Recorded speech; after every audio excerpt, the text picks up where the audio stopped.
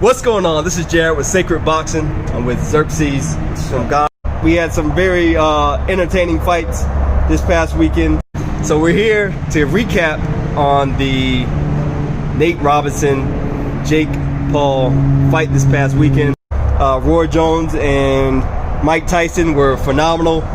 Mike Tyson's style is timeless. I think he showed that. He hadn't been in the ring in, what was it, 15 years, he said? Or Roy Jones was only 3 years removed. But the biggest thing was the amateur hour.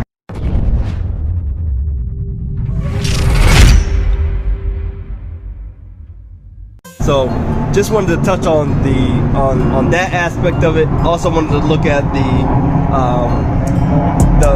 the overhand right, which was a nightmare for Nate Robinson that night. He went down 3 times with the overhand right. First it was like base of the neck, shoulder, kind of back of the head area. The second one was straight to the chin, and then the third one was to the temple.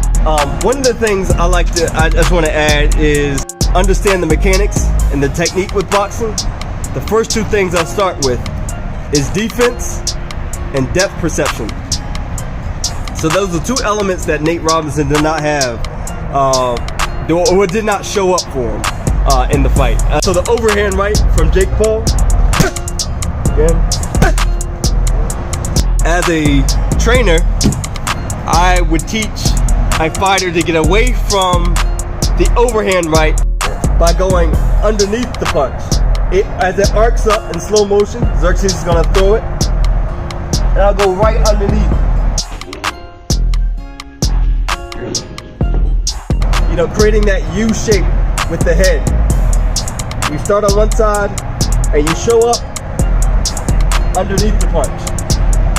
Then, I don't want to still stand there, I want to step with it. So ultimately, if I don't step with it, he could throw the cleanup punch, which is the hook, and I would still be there. So the best way to go under the punch wouldn't necessarily just to be under the fist, but under the armpit.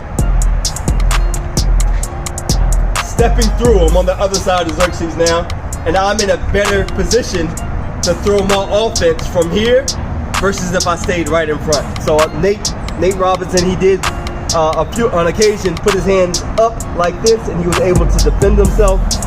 But ultimately, the depth perception was his weakest moment, because I've heard Icy Mike mention it one time in one of his clips.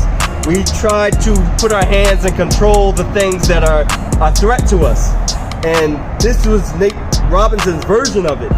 Chest in, kind of not being able to understand the range and where he needed to be to able to throw his punch. So it looked like a fall in.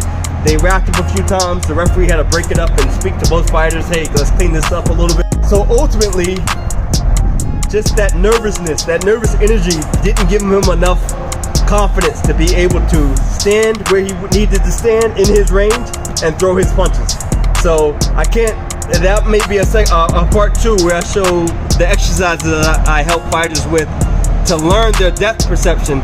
But that was the second thing I wanted to speak on. So the first thing, the technique around just getting under a punch, but not only getting under the overhand right, but changing the angle, going under the armpit, being in an optimal position, almost on his back, making him feel threatened that he missed a punch and that he could get countered at any point.